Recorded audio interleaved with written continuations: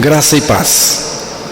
Vamos abrir no Evangelho de João, capítulo 14, versos de 1 a 3. Vamos ouvir esta leitura da Palavra de Deus. Não se turbe o vosso coração. Credes em Deus, crede também em mim. Na casa de meu pai há muitas moradas. Se assim não fora, eu vou teria dito, pois vou preparar-vos lugar. E quando eu for e vos preparar lugar, voltarei e vos receberei para mim mesmo, para que onde eu estou, estejais vós também. Que Deus revele a sua palavra aos nossos corações nesta noite. Desde que o pecado entrou no mundo e entrou também pelo pecado a morte, que este mundo não vive bem. É difícil as coisas neste mundo. É um mundo agitado e muito ruidoso. A humanidade caminha acelerada, agitada dentro de si mesma. A humanidade caminha em uma correria louca. Assim como o temporal agita, turba a calma do lago, assim os temporais deste mundo agitam o coração das pessoas. O coração fica agitado, agoniado. E nós estamos mesmo vivendo uma geração apressada, estressada, tensa, impaciente e neurótica. E o resultado disso é tensão mesmo, pressão, tensão pesada, medo, fobia, angústia, hostilidade e muita intolerância. Mas Jesus conforta os seus discípulos dizendo: não fiquem com o coração angustiado, preocupado, torturado, agitado, ofuscado, ensombrado com os acontecimentos deste mundo. Ele diz: creiam em Deus, creiam em mim. E aqui está o nosso descanso, essa nossa dependência de Jesus. Dependemos da suficiência dele. E Jesus continua dizendo: vou preparar lugar para vocês e voltarei e os levarei para mim mesmo, para que vocês estejam onde eu estiver. Irmãos, essa promessa de Jesus tão maravilhosa, que nos conforta, essa promessa foi feita na noite em que ele foi traído, e como parte integral da sua revelação aos seus discípulos sobre a sua morte na cruz. Certamente era na cruz mesmo que ele estava pensando quando disse: vou preparar-vos lugar. Não era uma questão de mobiliar o céu para a nossa chegada, mas de pagar a penalidade dos nossos pecados para que o céu pudesse nos receber. A questão do pecado tinha que ser acertada, tinha que ser tratada. E foi na cruz. Deus não pode perdoar o pecador cuja penalidade não tenha sido paga. Nós violamos os mandamentos de Deus, pecamos contra a santidade de Deus, e a nossa sentença foi devidamente escrita, e ela tem que ser paga. E a nossa sentença, segundo a palavra de Deus, é a morte. Essa é a sentença do pecado. Somos réus de morte pela justa lei de Deus. E para que essa conta fosse devidamente acertada, paga, Jesus foi à cruz por nós. O próprio Deus se fez homem e foi à cruz por nós. Ele foi à cruz por causa de mim. Quem tinha que morrer era eu, era o pecador. Eu que tenho a ver com o pecado, eu que sou o pecador. Então eu é que tinha que morrer. A morte era minha. Jesus, em um ato de amor tremendo, assumiu a minha culpa e morreu a minha morte para que eu pudesse também morrer com ele e morrer para o pecado. Deus quis a minha morte em Cristo na cruz. Foi Deus mesmo que quis que eu morresse em Cristo. Por isso Deus colocou o seu Filho na cruz, me colocou em seu Filho para que eu pudesse morrer com ele lá. Jesus permitiu ser crucificado por nós, mas ao ser crucificado, ao ser levantado sobre a cruz, ele nos atraiu a si, nos identificando em seu corpo e nos levou a morrer com ele aquela morte. E assim, dessa maneira, foi cumprida, foi executada a penalidade do pecado. Cristo assumiu essa culpa, essa consequência do pecado, mas me levou a morrer com ele para o pecado. E assim ficou tudo acertado ali na cruz. Eu gosto muito de uma estrofe de um hino que diz assim: mas um dia senti meus pecados e vi sobre mim o castigo da lei, mas depressa fugi, em Jesus me escondi e refúgio seguro nele achei. É isso, em Jesus, ali está o refúgio. Só que ali também está o castigo do pecado. Ali a lei de Deus foi executada, foi cumprida, a justiça de Deus foi satisfeita. Cristo morreu, a conta foi paga, e nós morremos em Cristo, porque eu não poderia morrer em mim mesmo. Ele me levou a morrer nele para o pecado, e tudo foi acertado. Se ele não fizesse isso, irmãos, não haveria salvação para ninguém. Nessa nossa morte com Cristo, ele fez a destruição do pecado, concedeu-nos perdão por tudo que fizemos contra a santidade de Deus, e na sua ressurreição nós fomos regenerados pela sua vida que nos foi transmitida. Primeira carta de Pedro, capítulo 1, verso 3.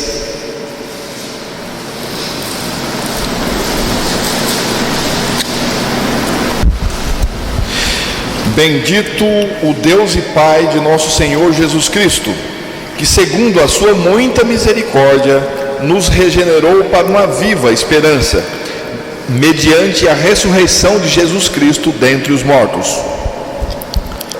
Só me resta crer e confiar na suficiência da crucificação de Jesus Cristo, que me crucificou com Ele, e na eficiência da sua ressurreição, que me transmitiu a sua vida como garantia de salvação eterna.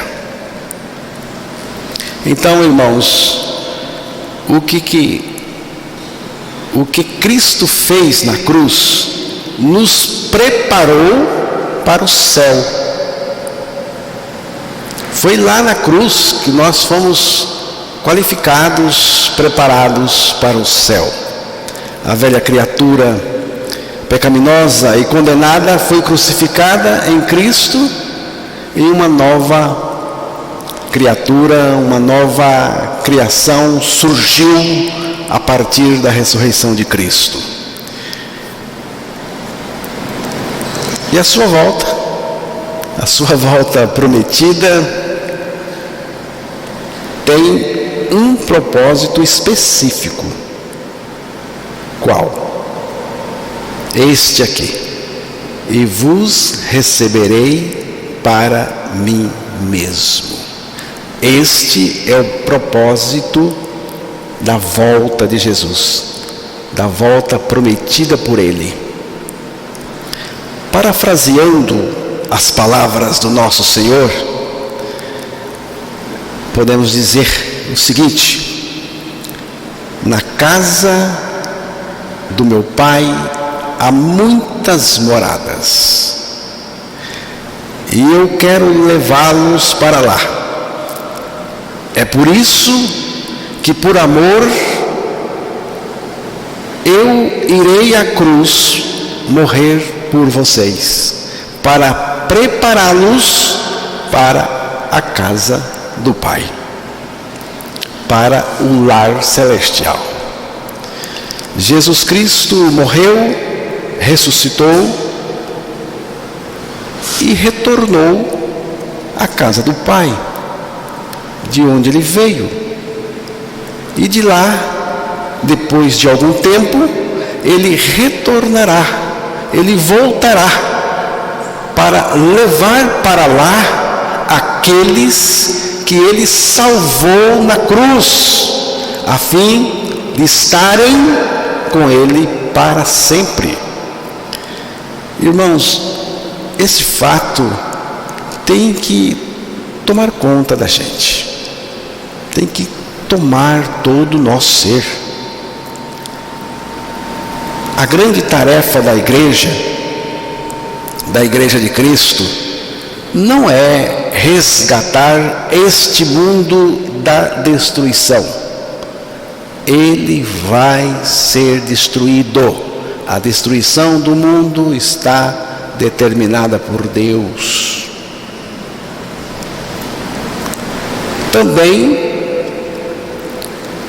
a tarefa da igreja, a grande tarefa da igreja, não é fazer militância política,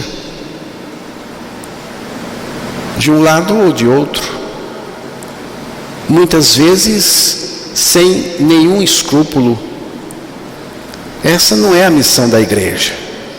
A grande missão da igreja de Cristo, é chamar do mundo os pecadores e fazê-los cidadãos do céu pela nossa morte e ressurreição em Cristo. Pessoas que vigiam e esperam pela volta do Senhor. Essa é a missão da igreja. A primeira vinda de Cristo terminou na cruz. O que ele veio fazer da primeira vez neste mundo, ele fez na cruz. Ele mesmo disse: está consumado, acabei, eu fiz tudo aquilo que eu vim para fazer. Daí Jesus foi ressuscitado, e a partir daí começa a obra do Espírito Santo.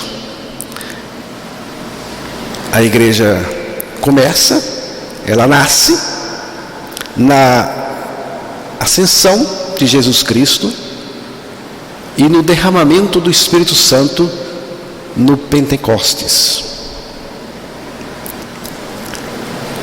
A partir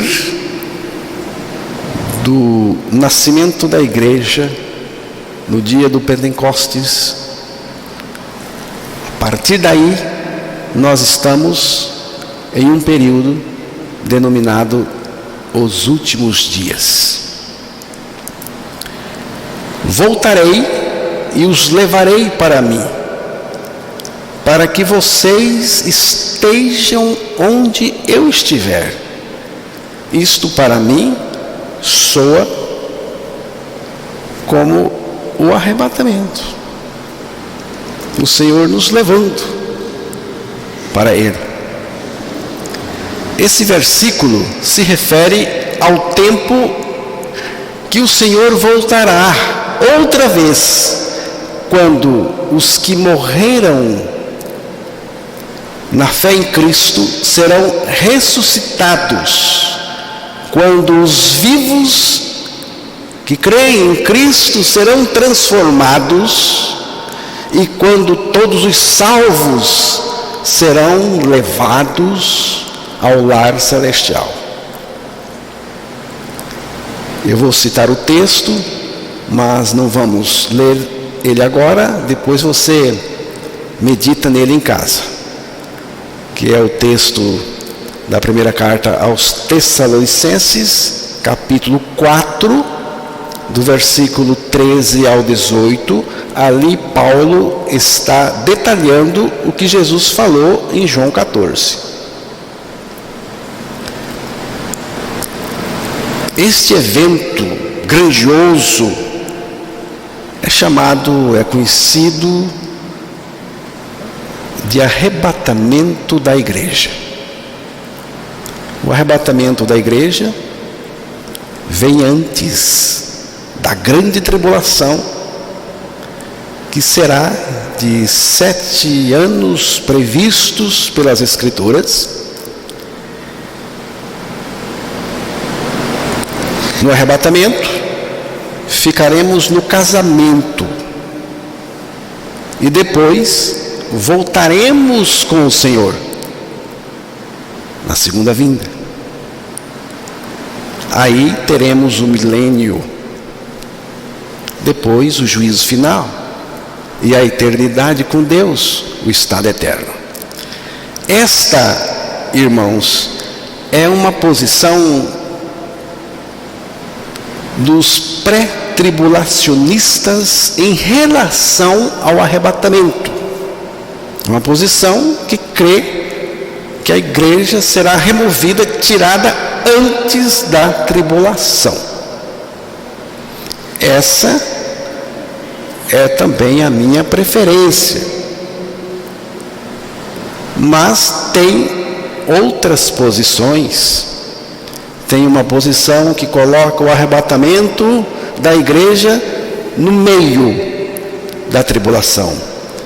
E tem outra posição que coloca no final da grande tribulação.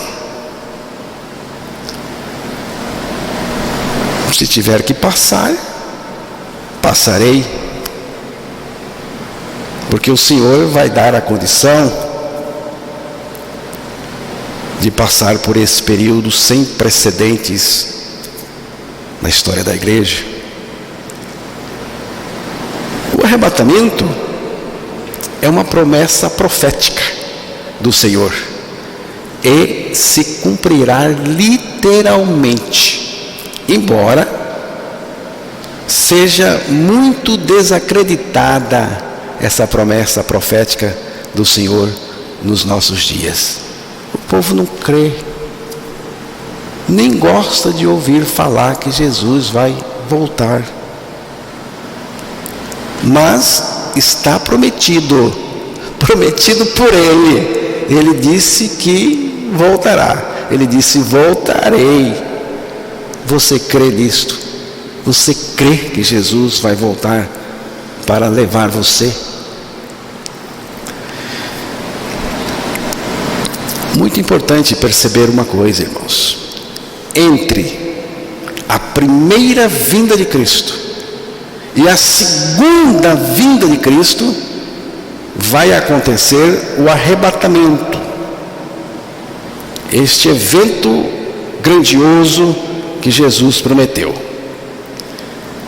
É muito importante diferenciar o arrebatamento da segunda vinda de Cristo propriamente dito.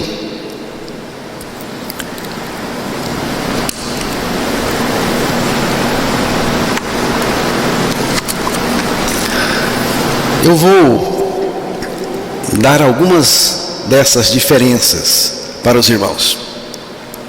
Aí você medite, estude mais, se aprofunde. No arrebatamento, Jesus vem nos ares, é o que diz a palavra. Na segunda vinda, ele virá à terra, é o que diz a palavra também. No arrebatamento, ele vem para receber a sua noiva, a igreja. Na segunda vinda, ele virá com a sua noiva, que ele levou, a sua igreja.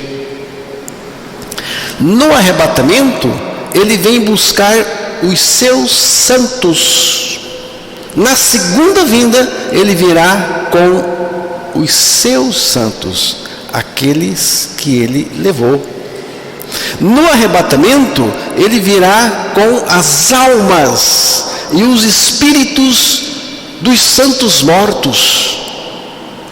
Na segunda vinda, ele virá com os santos ressuscitados. No arrebatamento, só os santos verão. Na segunda vinda, todo olho verá. No arrebatamento teremos a revelação do anticristo. Na segunda vinda, o anticristo será destruído por Cristo. No arrebatamento, ele vem para a sua igreja.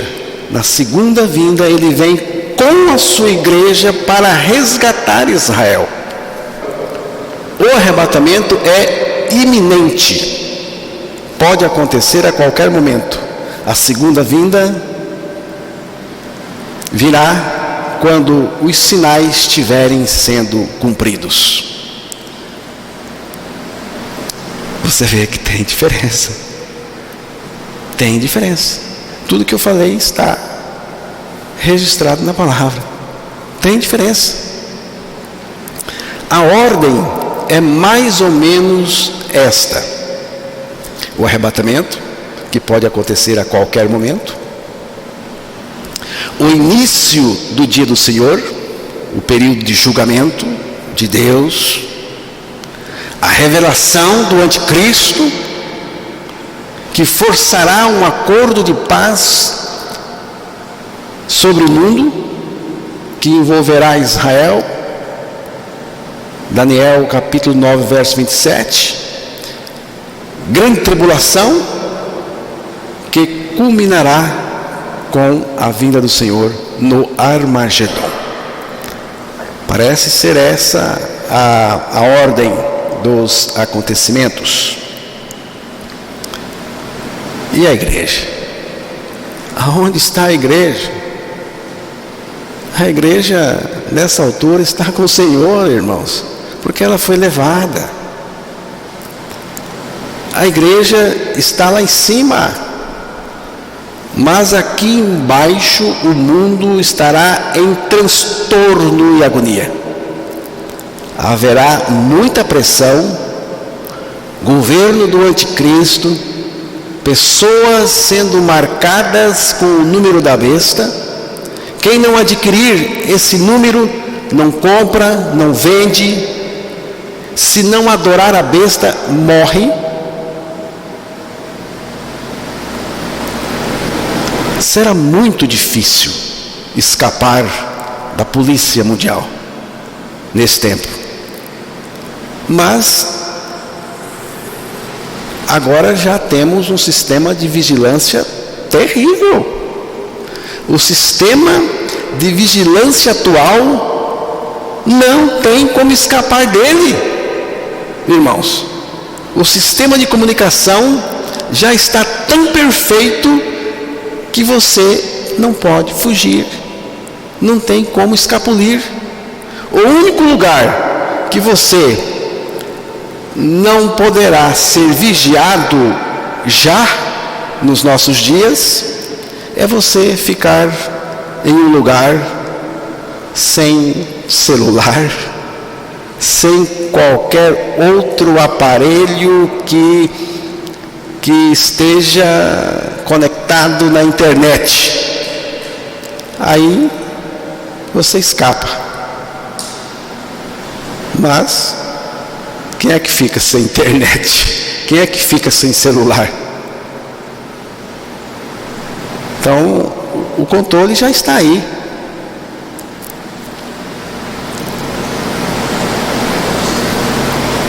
O negócio está todo cercado. Mas não tem que ter medo. Não precisa ter medo. Estamos esperando que o Senhor nos tire da hora da sua ira. Estou comentando sobre o período da grande tribulação. A igreja está lá, o mundo aqui está terrivelmente. Forças demoníacas atuando como nunca atuaram. Há também o juízo direto de Deus, que começa com os 7 selos, que mata ou terá a capacidade, terá a condição de matar 1/4 da humanidade, de fome, vírus, doenças, etc. Grandes terremotos que vão alterar a topografia da Terra. Mas não acabou. Continua. Em seguida teremos as 7 trombetas tocadas por 7 anjos que serão ainda piores. Piores do que os selos. Mas isso não é tudo. Porque na sequência das trombetas teremos 7 taças da ira de Deus derramadas sobre a terra por 7 anjos, ainda piores. E finalmente chegaremos ao Armagedon, onde Cristo retornará. Mas e a igreja? Onde está a igreja? Como já falamos, a igreja está com o Senhor. A igreja está com Jesus. Essa promessa foi feita a ela. Ele prometeu que viria, ele virá e levará a sua igreja. Irmãos, somente um evento de grande magnitude unirá o mundo e poderá fazer que o anticristo entre em cena e seja poderoso. Um evento só. Eu creio que esse evento é o arrebatamento da igreja. Há no mundo hoje cerca de 2 bilhões de cristãos professos. Professar apenas não é estar nascido de novo. Digamos que 1 entre 20 seja nascido de novo, seria 100 milhões. Ou 1 em 40 seria 50 milhões. Mas pode ser menos. Mesmo assim, vai ser gente que vai sumir de repente, sem deixar pistas. Já pensou, irmão Zé Rabelo? 50 milhões, 40 milhões, 30 milhões desaparecendo, sumindo, sem deixar nenhuma pista. E os milhões de bebês que sumirão também. Cadê o meu bebê? Cadê as criancinhas? Você já pensou como que o mundo vai estar? O mundo vai estar em pânico, pânico total. Quem os levou? Por que me deixaram? Será que voltam para me pegar? Vão crer em tudo, menos que foram para o céu. Irmão José Rabelo, nesse momento, o mundo vai esquecer divergências religiosas, econômicas, políticas e militares, e vai se unir num só propósito: sobrevivência. As pessoas estarão prontinhas para crerem na mentira e no engano. E é exatamente nesse momento que Satanás apresentará o seu homem ao mundo, o anticristo, o homem que vai governar.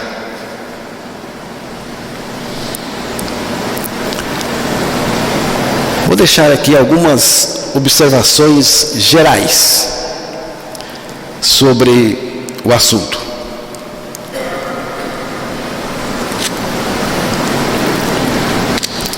A nossa geração, irmãos, testemunha o que nenhuma outra geração testemunhou. Pela primeira vez, depois de 1900 anos, Israel está de volta na sua própria terra. Pela primeira vez, a humanidade tem armas capazes de destruir o mundo inteiro. Lembre-se que Jesus disse que se aqueles dias não fossem abreviados, ninguém sobreviveria. Ele está falando em uma época que se briga de espada. Como é que vai eliminar todo mundo? De espada? Lança? Facão? Não dá. Mas hoje temos armas suficientes para isso. Temos armas capazes de destruir o mundo. Pela primeira vez, testemunhamos guerras mundiais, duas, a primeira e a segunda. Guerras étnicas, terrorismo generalizado, doenças, vírus, como esse do coronavírus, fome, engano religioso, que é pior do que o vírus coronavírus, porque o engano religioso é terrível, porque o engano religioso tem desdobramentos eternos, porque leva a pessoa para o inferno. E tudo isso, irmão José Rabelo, que eu estou dizendo, em uma grande escala, acontecendo assim de uma maneira grande. Pela primeira vez, o mundo inteiro está interessado em Israel e Jerusalém. Jerusalém se tornou a cidade número 1 do mundo. Todo mundo está com o olho lá, os governos do mundo. Pela primeira vez, existe um projeto de unir o mundo. Acontecendo nos bastidores. Pela primeira vez, há uma ideia de dividir o mundo em 10 áreas ou 10 regiões. tem esses projetos aloprados. Pela primeira vez, há uma Constituição Mundial sendo elaborada. Uma Constituição para regulamentar algumas coisas. Pela primeira vez, há um projeto de se estabelecer uma moeda única no mundo.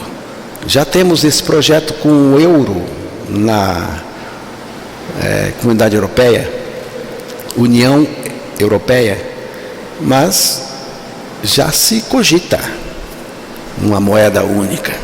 Pela primeira vez, temos tecnologia suficiente para controlar cada pessoa 24 horas em qualquer lugar do mundo. Já está aí.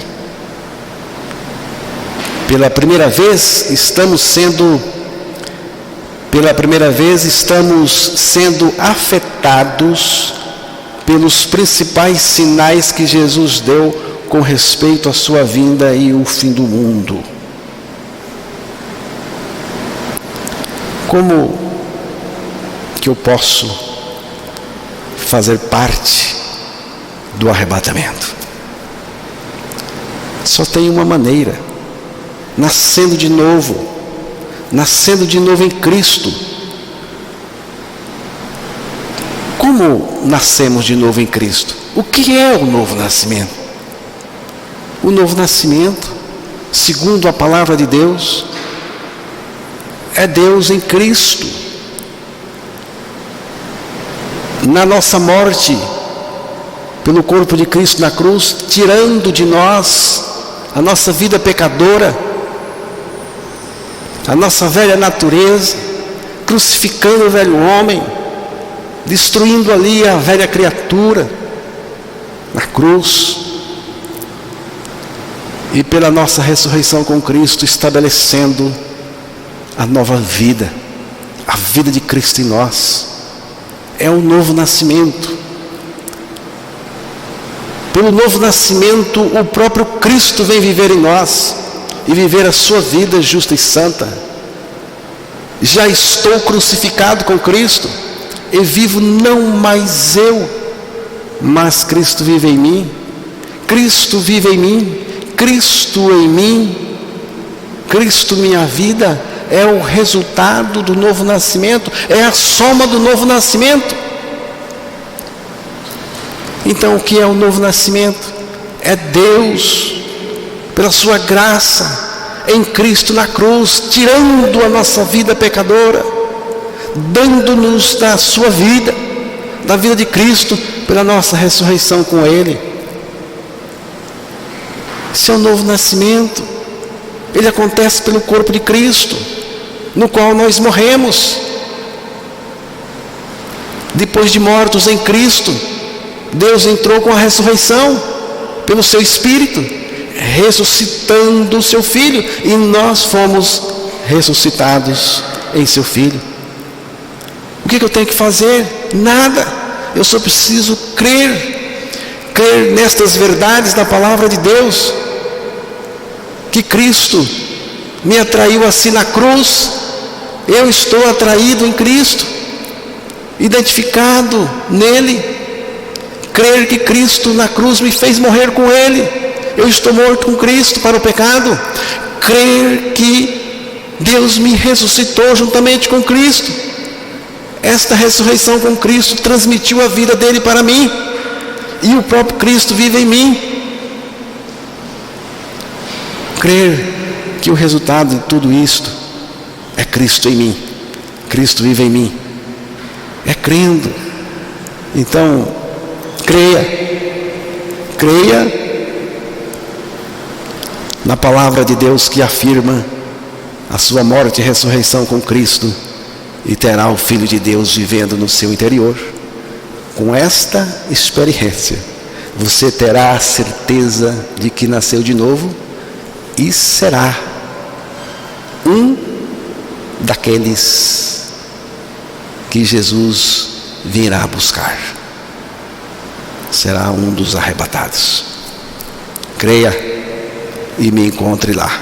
com o Senhor. Amém?